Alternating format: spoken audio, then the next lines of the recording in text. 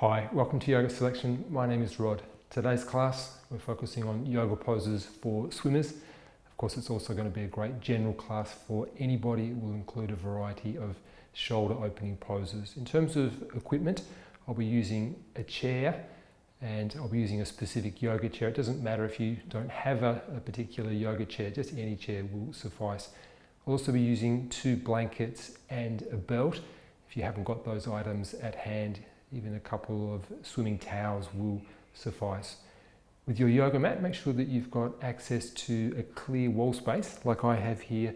Have your yoga mat right up against a clear wall space. And we'll start with a pose, not so much related to the shoulders, but more to the lower back. A really good pose for releasing the lower back. We're going to come to kneeling. So you're kneeling with your big toes together, your knees apart. The gap in between the knees is roughly the width of your rib cage. Important that you start with your hips anchored. Ideally, they come right down and rest onto the heels, onto the ankle region there. Hands then to the floor in front of your knees, but without the hips lifting up, walk your hands out and away from the knees so that your forehead comes down towards the floor. Not important if it reaches the floor or not. More important that your hips stay anchored. Imagine someone standing behind you and with their hands pulling your hips back and pressing them down towards the floor behind. Now you can give a similar adjustment to yourself if you think of pressing your hands down into the mat and whilst doing that, stretching the yoga mat away from the knees. Notice as you do that, the hips get more firmly anchored back and down. So a good pose for releasing, lengthening the lower back waist area. Of course, it's not just length that releases that region, it's broadness as well. Feel that from the spine, that spreading action on the skin there, on the muscle fibre, either side of the spine, spreading outwards away from the spine. And we can follow that same action up through the spine, through the mid-back, and we still get that spreading. Notice though, closer to the shoulder area, in between the shoulder blades, more of a tendency for things to feel a little more compressed, more narrow, more pushed inwards towards the center line. So just for the last few moments as we remain in the pose, let's see if we can rebalance there. So you're pressing your hands down, maintain that action, but where your forearms join your elbows, lift up as high as possible. So hands pressed down, you're lifting your elbows up and keeping that lift in your elbows. Where your upper arm bones join your shoulders, bring down lower towards the floor, but without dropping your elbows. Now we're going to add a subtle turning action to the upper arm. As you press your hands down, roll the outer upper arms towards the floor. Now the muscles in that region, the triceps muscles, they'll turn more downwards towards the floor. On the opposite side of the arm, where the biceps are, they're turning upwards towards the ceiling. That's how that just helps to create more space across the back of the shoulders and into that region of the spine near the base of the neck. Okay, let's release from the pose. And let's come briefly to standing with your feet hip width apart and your feet straight. Your feet are straight when the inner edges of the feet are parallel. And then hands to the fronts of your legs, walking your hands down the fronts of the legs. Stop briefly with the hands at mid-shin and assess when you let your neck relax and your head hang. Assess if you can comfortably reach the floor with your hands. If you can, then bring your hands to the floor. If that's too intense at this stage, then just keep your hands to your shins. So we're using some arm strength here to maintain length in the spine and opening in the chest. What I mean by that, the hands, those of you that have them to the floor, press them firmly to the floor and use that as leverage to lengthen, create more space between the pubic bone and the navel. Now if you've got your hands to your shins, you're just using that contact, pressing the hands against the shins and using that as leverage to lengthen between the pubic bone and the navel. So lengthening in that area at the front of the spine, but a difficulty that many of us have, particularly if we're tighter in the hamstrings, the upper back starts to round and push out into the skin of the body. And again, just pressing down with the hands, see if you can contain that area. roughly where the shoulder blades are. For stiffer people, it will be more towards the mid-back, and just drawing the body in there. The back ribs, move them in, and the sternum bone, the breastbone at the front of the chest, lift it further out and over the legs. Let your neck relax, let your head hang, but don't drop your shoulders. Keep them lifting and spreading. Okay, keeping your feet where they are, bring your hands back to the legs and return to an upright standing position. We'll then bring our hands behind the back. Fingers are interlocked right down to the bases of the fingers where the webbing is. And then keeping a firm interlock on the fingers, straighten your elbows. So the triceps muscles, they need to tighten in order to get the elbows straight. And feel what that does to the shoulder blade area. The elbows straightening, it helps the shoulder blades to move into the body. As soon as we do that, and you can see on the screen here, as soon as I do that, the chest opens and lifts up. The center of the chest, where the sternum bone is, both sides of the chest, lifting upwards. If I bring then the wrists just a little bit back and away from the pelvis, I can get a little more leverage to still more firmly press the shoulder blades in and get that opening in the chest. Imagine someone though pulling your arms downwards towards the floor. So the shoulders roll back, the arms draw down, and it brings the trapezius muscle with the arms. The trapezius muscle, that one where the neck and the upper back join.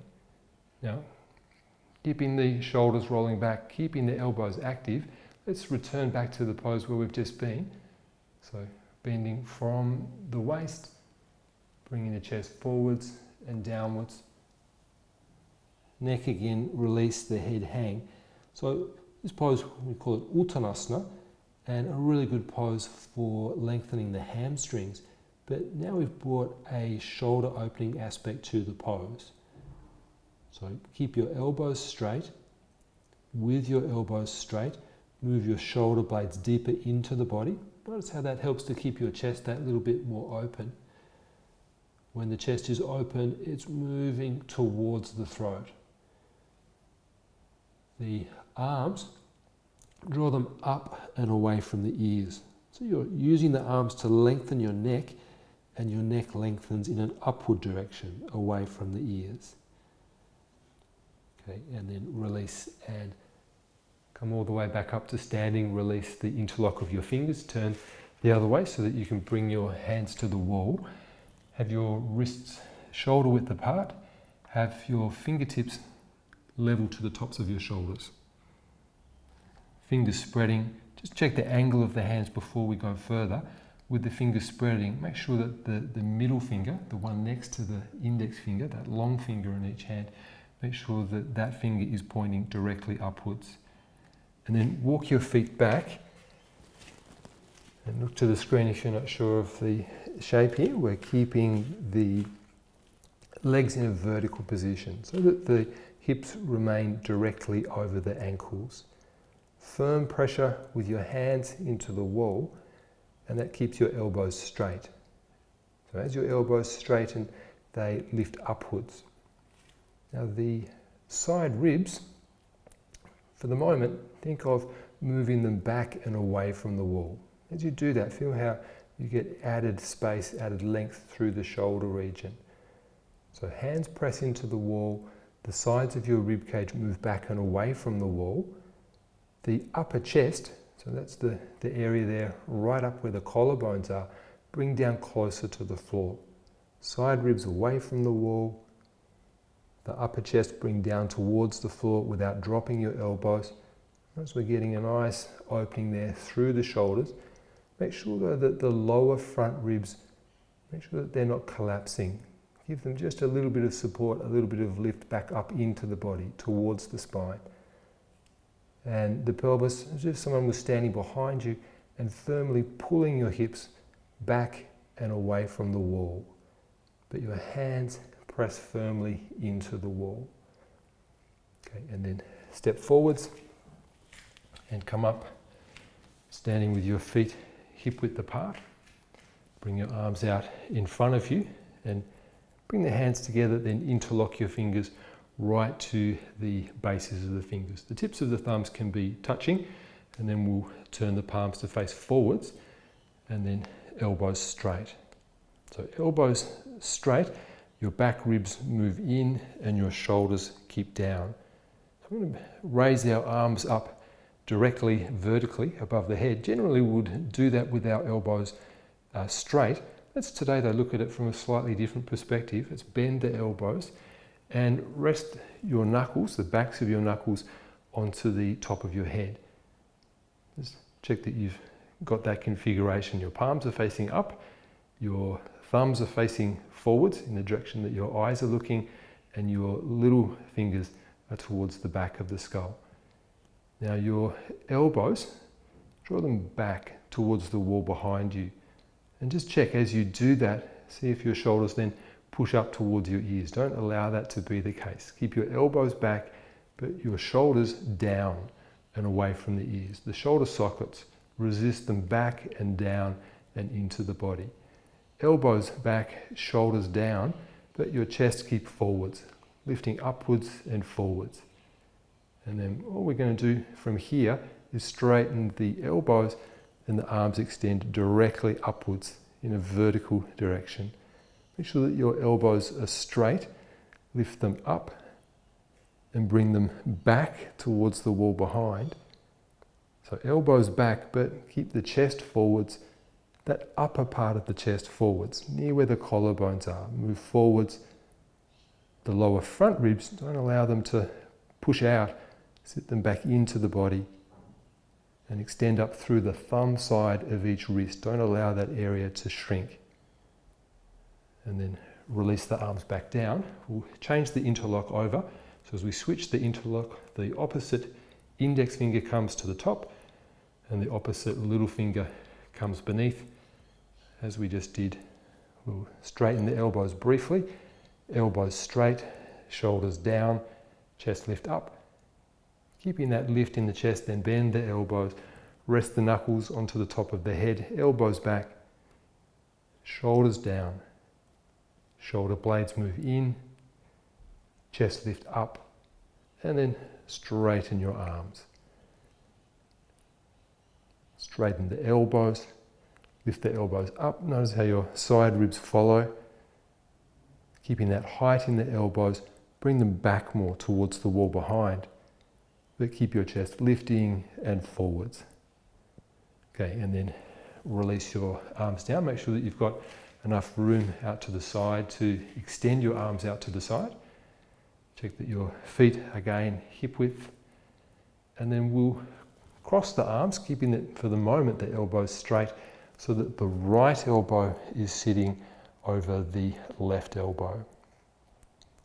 Now we'll keep the right arm straight, but hook the left elbow. And now we've got a hook to literally bring that right elbow in closer to the left shoulder. As we do that though, the right shoulder, notice how it tends to lift and push forwards. Resist it down and back so that the right collarbone is broadening from the center of the body in an outward direction towards the right side. Okay, and then let's bring, as we started there, both of the arms straight. We've got the elbows stacked one on top of the other. The right elbow sitting on the left elbow. We bend both elbows so that the little fingers are facing forwards. Now the left hand, it comes in closer to the face as if you're trying to touch your nose with the left thumb. And then that left hand, it comes in behind the right hand. And then we're clasping with the left fingers up near the base of the right thumb. Make sure that your right elbow is shoulder height. Make sure that both shoulders are level with one another. The right one tends to lift up. So now that we've got the basic shape of the pose, the squeezing action, the elbows, they squeeze against one another, and that gives us the leverage to move our back ribs in and our chest up. Back ribs in, chest up, but keep the shoulders drawing back towards the wall behind. The bottom elbow, it resists up. The top elbow, it presses down. And that just helps the chest to lift without the shoulders following. Chest lifts up, the shoulders, they stay down and away from the ears. We've got one more point to address. The top hand, its angle, turn it so that the little finger faces more directly away from the face. Okay, and then release the arms out to the side. And then we'll bring the left elbow on top of the right elbow, and then bending the right elbow, creating a hook to draw the left arm in closer to the chest. As soon as we do that, the shoulder, left one tends to lift, keep the shoulder down as if there was a heavy weight resting onto it. And as you draw that elbow, left elbow closer into the chest, resist the left shoulder back more, down and back towards the wall behind. And then bringing both arms where we started, left elbow stacked on top of the right elbow, bend the elbows with the little fingers facing forwards. Right thumb comes in closer to the nose, left hand around the front of the right hand. As we clasp and just check that you've got both little fingers facing forwards. Both thumbs, you can see them, they're pointing back towards the face. The left elbow shoulder height, the left shoulder down level with the right shoulder, it tends to lift. Squeezing the elbows together, back ribs in, the shoulders stay back and down. The right elbow, we resist it up. With equal pressure, the left elbow presses down. It gives us the leverage to lift the chest more, but without the shoulders following. Shoulders draw back and down. Okay, and then release. Raise the right arm up, raise the left arm up, and then bend at the elbow so that the fingertips come towards the back of the shoulder. So keeping the hand more aligned with the side of the body as opposed to letting the fingertips cross in towards the center where the spine is. Then your right hand, place it onto the left elbow.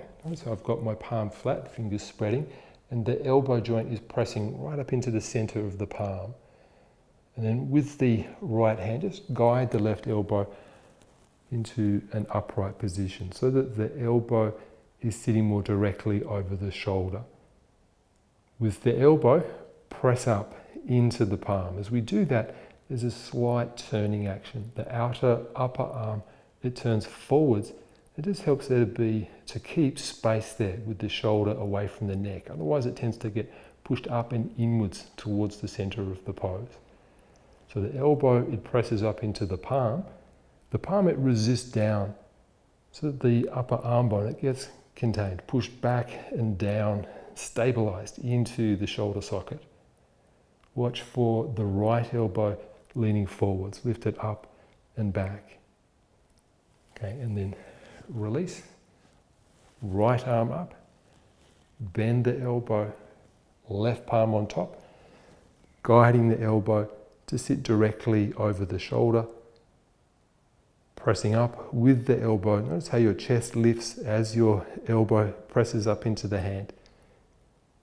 The outer upper arm turn forwards, right outer upper arm turn forwards. Keep pressing up into the hand. With the hand resist down so that the upper arm bone is contained, firmly brought back down and into the shoulder socket. Okay, and then release. Now, we're using a belt here. If you only have a towel, you can also be using a towel. Easy if I turn my back here. So you're holding the belt or the towel in your right hand, raising the right arm up. You're dangling the belt down behind you.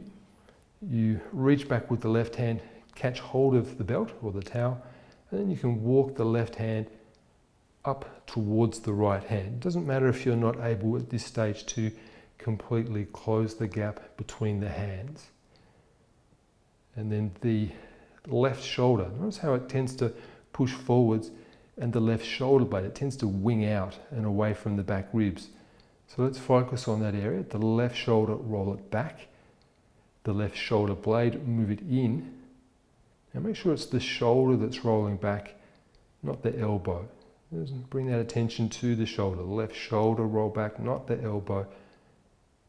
The left shoulder blade, tuck it into the body.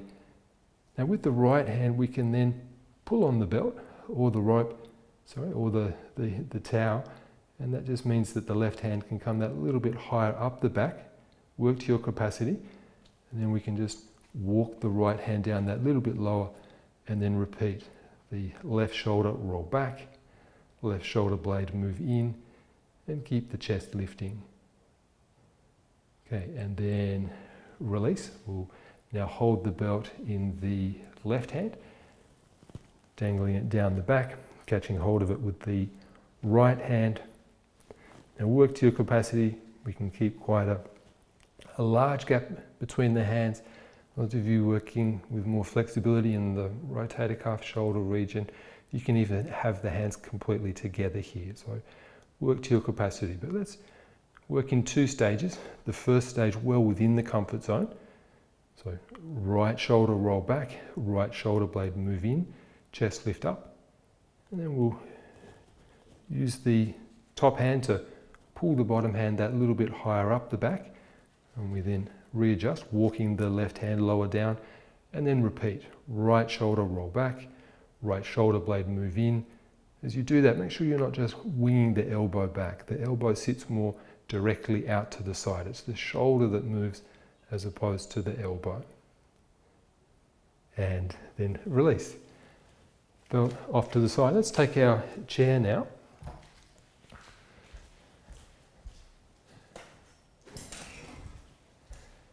And let's have the chair towards the end of the mat that's furthest away from the wall. We will need a little bit of room for our knees and our feet for this next pose.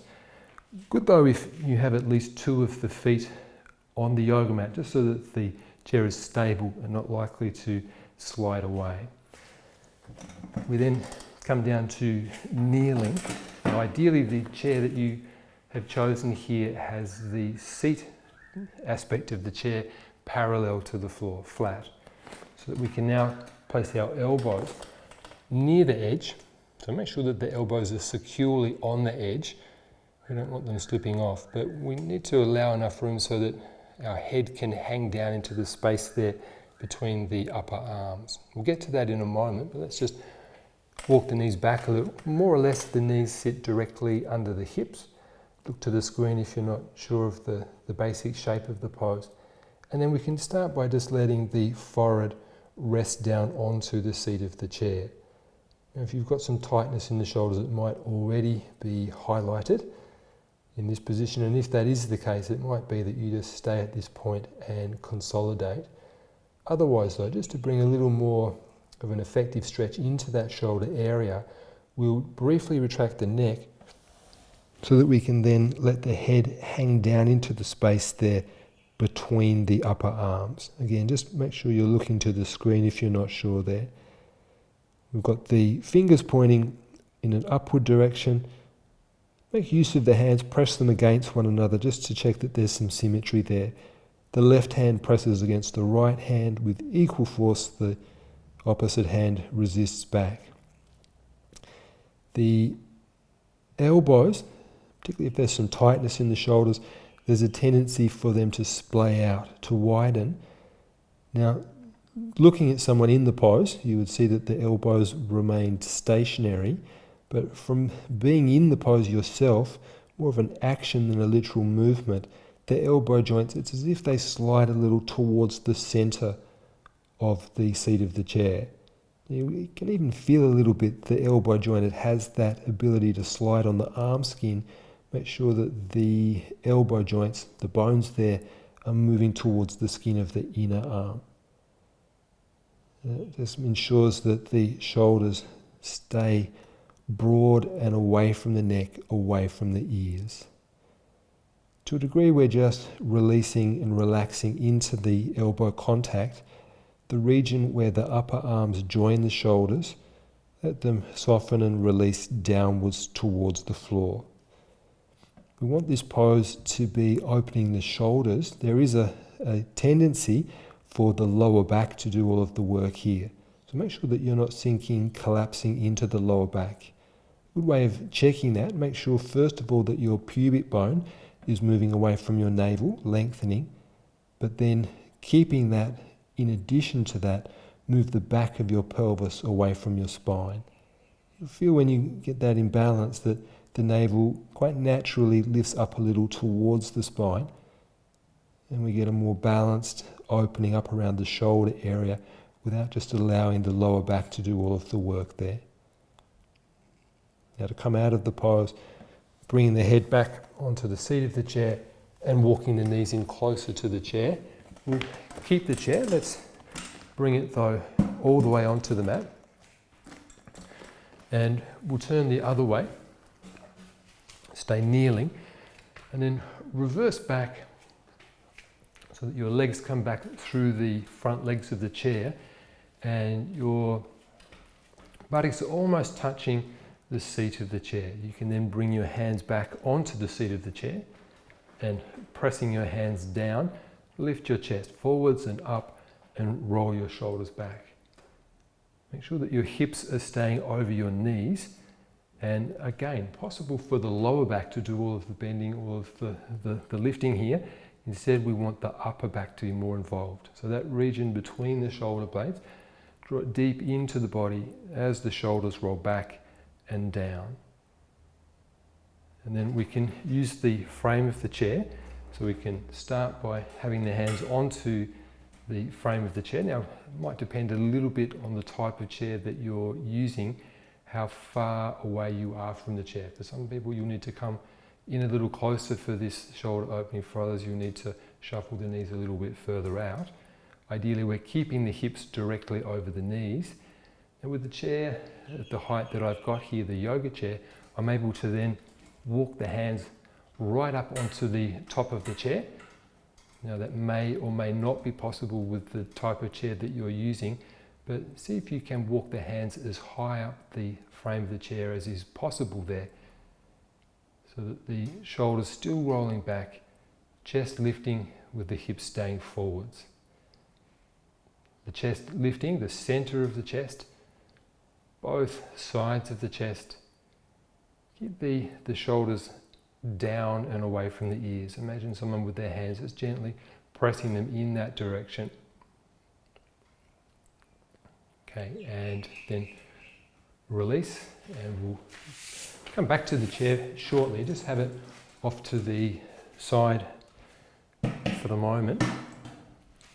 We'll use the wall here, and probably easier if I show this one from behind. So we're going to be standing with the right shoulder touching the wall, and then we bring the right arm back, palm flat to the wall. It's roughly a 45-degree angle, the angle of the arm here. And just with the feet, we come in that little bit closer so that the right shoulder is in contact with the wall. The left hand, you can't see it, I've got it to the wall there in front of my chest. Check that the right hand is spreading, the fingers spreading, and a nice firm contact with the right hand to the wall. And that, it's as if the wrist is bolted to the wall, so that we can then keep that hand stable as the right side of the chest lifts up and moves forwards. The shoulder stays down, the right chest lifts upwards and forwards. And then we can work in increments. We can walk the right hand that little bit higher, and we repeat, pressing the right hand into the wall, the right chest forwards and upwards, but the right shoulder, it stays back and down. Work to your capacity. You may need to just stay there and consolidate, or we can think about bringing the hand more to the height of the shoulder. Right chest forwards, upwards, the right shoulder stays down. Even contact with the hand, make sure that the index finger base presses into the wall. Make sure that the little finger side of the wrist stays turned back a little towards the wall. And then release. You'll be able to now see from the front. We'll start with the left arm back, 45-degree angle. Probably for most people that will be within the comfort zone, and good to commence the pose there within your comfort zone, and then you've got some ability to challenge the shoulder further at your discretion. The right hand, it just supports the pose by being there to the wall in front of the chest. The left shoulder back and down, the left chest forwards and up. And then that next increment, bringing the hand that bit higher up the wall. Make sure that the left shoulder still can make contact with the wall, and it's more the deltoid muscle that's making contact with the wall. In keeping the shoulder down, the top of the shoulder, the bone there right at the top, just a little bit, it sits forward. So don't try to hook the shoulder back. And then coming to your capacity, right up so that the arm is more parallel to the floor. And again, the shoulder staying down, the deltoid in contact with the wall, the little finger side of the wrist, firm contact to the wall, left chest forwards and upwards. Okay, and then release. Let's come back to the first side, and we're going to now bring the right arm to here, all the way up the wall. So we need to be shuffling quite close into the wall. You can look up and check the angle of your hand. Make sure that the middle finger, the long finger, is pointing directly upwards. All of the other fingers spreading. And we'll have the left hand here onto the hip. Now, important that we're getting a good shoulder opening here. For some people it can be a bit tight in the lower back. If that is the case, just very slightly bend your knees, allowing the back of your pelvis to draw down and the pubic bone up, and that will help just to give the lower back a little more space. So firm contact with the hand, press into the wall. Ideally we make literal contact with the outer armpit to the wall. See if you can close the gap completely between the right outer armpit and the wall. You'll feel there the triceps muscle in contact with the wall, slide it up the wall. The biceps, the thumb side of that right wrist, the little finger side of the right wrist, lift up. And then release to the other side. Make a straight vertical line with the left arm. Good just to look up and check the angle of the fingers. For most people they tend to angle back. Instead have the middle finger of the hand pointing directly up. Now in order to close the gap between the left outer armpit and the wall, we need to press with the right foot down into the floor, and that helps us just to lean that a little more closely into the wall. And then the triceps of that left hand slide up the wall. The biceps lifted away from the shoulder. The thumb side of the wrist lift up without dropping the little finger side of the wrist. If there's discomfort in the lower back, just a subtle bend in the knees so that the navel sits just a little bit back towards the spine. Okay, and then release and move the chair out of the way. And then we'll be working with a similar action, but from a reclining position. So you'll be coming down onto the floor. We're going to be lying on our side. Make sure that both feet are in contact with the wall. The knees straighten, and then as we've just done there, the right arm coming directly out to the side. Check first of all the angle of the arm. So have the arm at a right angle to the wall. Again, the middle finger pointing directly outwards, the fingers spreading. The head here, it rests onto the right arm, the ear in line with the upper arm. And just the effect of gravity on the body makes it that little bit easier now to make contact with the right outer armpit to the floor. Imagine that with your hand, with your right hand, you're stretching the floor away from the body. As you do that, notice how you get an improved ability to close the gap between the outer armpit and the floor. Once that we have created that space, we want to keep that space, but try this action now. We're pressing down with the right hand, and as if we're pulling the floor in towards the shoulder, feel how that stabilizes the shoulder. The shoulder socket, it draws away from the ear. It's contained the shoulder blade as well. It's more firm, pressing into the back ribs. And then release, and we'll roll onto the left side. Feet to the wall. Now for some people there may be difficulty in keeping the right foot in contact with the wall. If that is the case, it might pay just to bring the foot a little bit higher up the wall. So there's a bit of a gap between the feet. Check the angle of the left arm. Check the angle of the fingers spreading, and the thumb side of the wrist press firmly down. Imagine you had a heavy weight resting on the thumb side of the wrist. And then whilst pressing the left hand down, imagine that you're stretching the floor away from the body. And it brings that added length through the armpit region. Once we've established that, retaining that, then pressing the hand down as if you're pulling the floor towards the body, and notice the added stability that comes to that shoulder area. More space between the shoulder socket and the ear, more firmness with the shoulder blade pressing into the back ribs. Okay, and then release. So apply those same principles to a version of the famous yoga pose Trichonousa.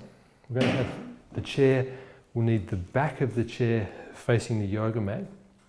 We'll start with, as we did earlier, 2 feet of the chair on the yoga mat. It just gives the chair a little bit more grip initially. We'll have the left heel to the wall, touching the wall. That back foot is slightly turned in. The little toe is a little bit away from the wall. Then legs length distance in between the feet. The heel of the right foot aligned with the arch of the left foot. We'll keep, for the time being, our left hand onto the hip, and we bring our right hand down onto the top of the chair. And we've just been in a position where we've had a straight line from the wrist through to the hip. Ideally, we want to replicate that straight line as we now push onto the chair, pushing the chair out, and the right side ribs, they come closer to the floor as the right elbow resists up and away from the floor. Make sure that you're keeping your chest turned upwards towards the ceiling. The tendency will be for the chest to want to tip towards the floor. We want to avoid that. Chest turned upwards towards the ceiling. So pressing down onto the chair with the elbows straight. If we a little bit push the chair that bit further out, feel we get that nice length through the outer armpit area. And then it's not so much that we're trying to drag the chair back towards the yoga mat, but just firmly pressing it down so that we get that same sense of stability in the shoulder. So that the shoulder socket, it sucks back into the body, and that action helps to lengthen the right chest away from the torso, and we then turn it upwards towards the ceiling. Make sure that the left shoulder rolls back as the chest turns up. And then to come out of the pose, let's just partially bend the right knee, and then we'll step towards the chair, bringing the chair back where it started, and we'll do the other side. So right heel to the wall, left foot step out, left heel aligned with right arch. Just for today, we're keeping the right hand onto the hip. Classically, it would go vertically up, but for today, staying on the hip. Left hand onto the top of the chair, pressing the chair out, lengthening through the left shoulder, lengthening through that whole left side of the torso, as straight a line as possible and as long a line as possible from the left wrist through to the left hip. And then pressing down onto the chair in order to get that stability through the shoulder. So that the shoulder socket, it sits back and away from the ear. And then we can turn the chest and turn the front ribs upwards and the back ribs down. Looking up towards the ceiling, but make sure that the right shoulder is rolling back so that there's space for the neck to look up. Okay, and then partially bend the left knee, stepping forwards towards the chair. Let's come back to the first side. This time though, the left heel will have it, the left foot will have it more deeply turned in. So it's probably beyond 45 degrees. The toes turned that little bit more forwards towards the chair there at the end of the mat. Same position with the right foot. We need to hop it out, legs length distance. This time the left hand onto the top of the chair and the right hand back onto the hip. And then again, we're pushing the chair away. We're going to have a bit of a twisting action here so that the left waist lengthens and the left armpit lengthens, and we're turning the chest towards the right side. The right shoulder lifts up as we turn. Pushing the chair out, we get that length through the left outer armpit. So we want to maximize that length. And then pressing down with the hand onto the top of the chair, we get that same stability. The left shoulder socket drawing away from the ear. The left shoulder blade, feel it press more firmly into the back ribs. The right shoulder lifting up. And then looking back down at the floor, partially bend the right knee. Step forward, and we'll change. Left foot as the front foot. Bring the right heel back to the wall. Important that your hips have turned here. So the right outer hip, turn it forwards towards the chair so that our hips are starting level, facing directly across the room. And then right hand onto the top of the chair, left hand onto your hip, and pushing the chair out. As the right waist lengthens, the torso turns. The torso turns without dropping the right elbow. So right waist lengthen, right outer armpit lengthen. As we're turning the chest to the left side, left shoulder lifting up, but pressing down onto the top of the chair, again to bring that stability to the shoulder. The elbow lifts as we press down. The shoulder socket, it draws back into the body. As we press the hand down, that right shoulder blade more firmly presses against the back ribs.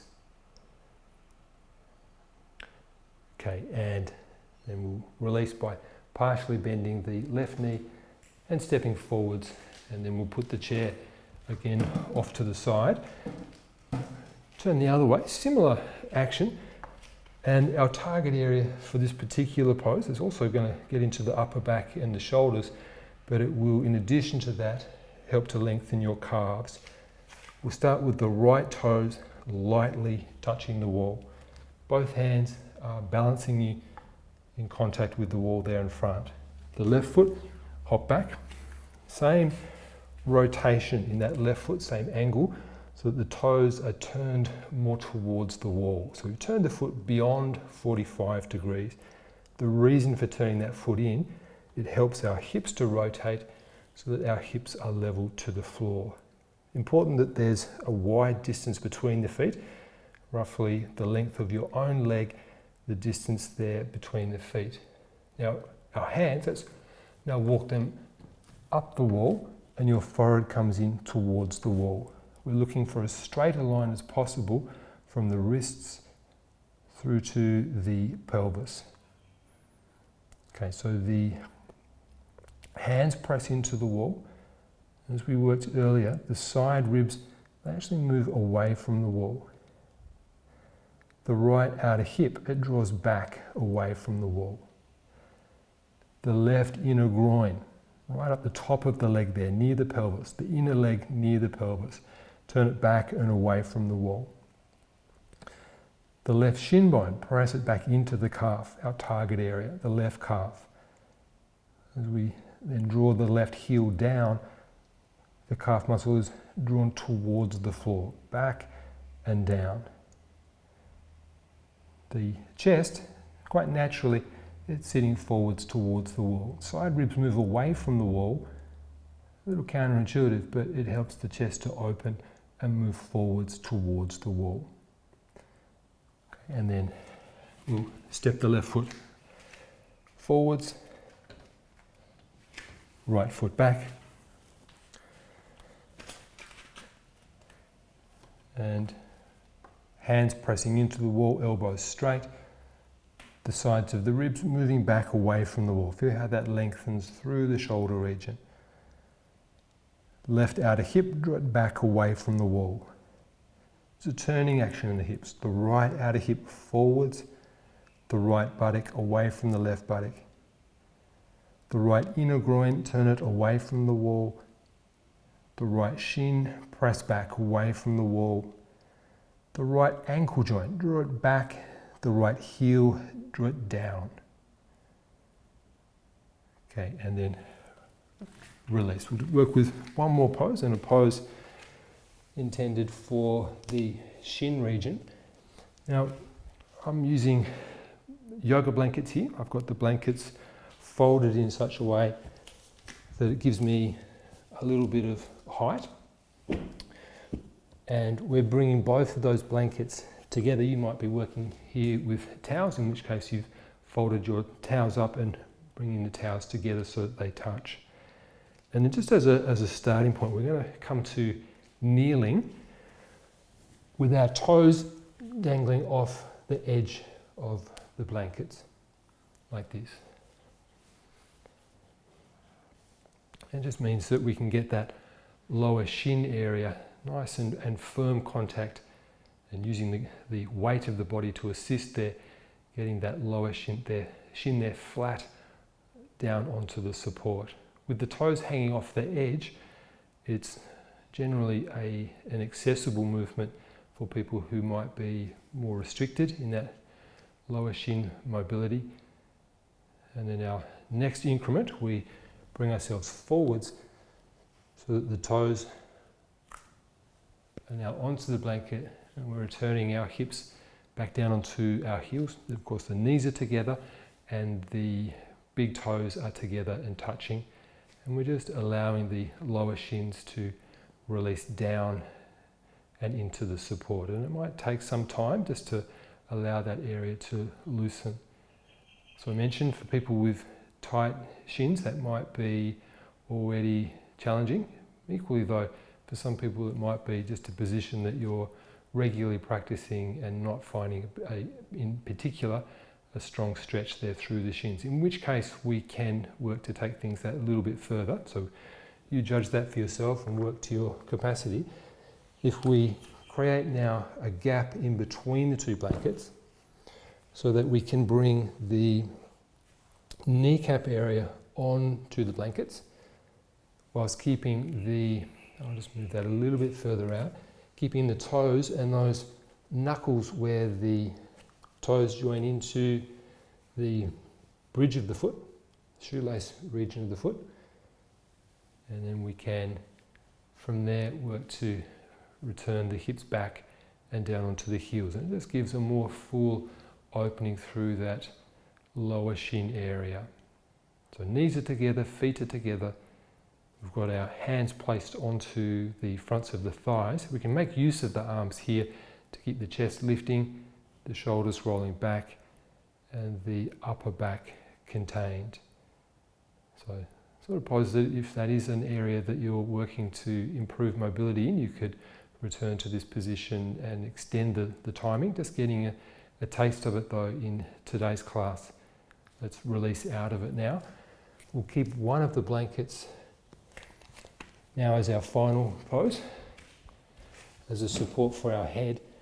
So a version of the pose Shavasana that we're generally practicing at the end of each yoga sequence, but we'll work with a version of it that is particularly helpful in terms of releasing your lower back. And it's a version of the pose where we keep our legs bent and our calves resting up onto the seat of the chair. The knees just a little bit forwards of where the hips are, not directly vertically over the hips. And just letting the calves rest down onto the support. See what it does for the lower back. It helps the lower back to have more space. And as we looked right at the beginning of the class, there's added length with the pelvis away from the spine. Importantly, in addition to that, there's also broadness from the spine outwards towards the sides of the waist. There's a nice natural curvature in the lower back, that lumbar area, and generally in yoga poses we're not looking to eliminate that curve, but in this particular one that curve is much flatter, more reduced. For some people it might even literally be that your lower back is flat in contact with the floor. And that can bring some nice relief if there is a feeling of compression, tightness across that back waist area. This can be quite a restful pose, quietening pose for the lower back. Notice how the pubic bone, it sits just that little bit towards the navel, And there's both length and broadness across the back waist. The muscles and the skin there either side of the spine, they're releasing outwards and away from the spine. Imagine that you had a sandbag, a reasonably heavy weight there resting in the abdominal area, and just encouraging the spine to let go, release down and into the floor. For the last few moments there, check your shoulders, make sure that your shoulders have relaxed. Tuck them under so that the shoulder blades and trapezius muscle have tucked down under the neck. Make sure that the back of the skull is moving away from the spine. We're using a blanket here just to ensure that the forehead and the chin are level. If you're working with towels, make sure that you've folded your towel sufficiently so that it is a little bit elevating the back of your skull higher than your shoulders. The arms just relaxed out to the side, but with your palms facing up and your knuckles resting down into the floor. You've got your eyes shut. And a nice, smooth, even exhalation. Letting the navel release in a downward direction as you breathe out.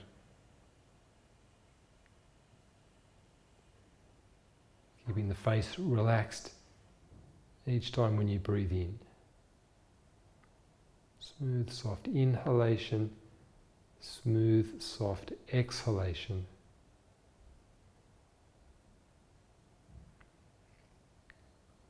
Okay, and then preparing to come out of the pose, let's take just a couple of slightly deeper breaths. And then bend your knees in towards your chest, roll to the side. Come up as you're ready. Thank you for practicing with Yoga Selection.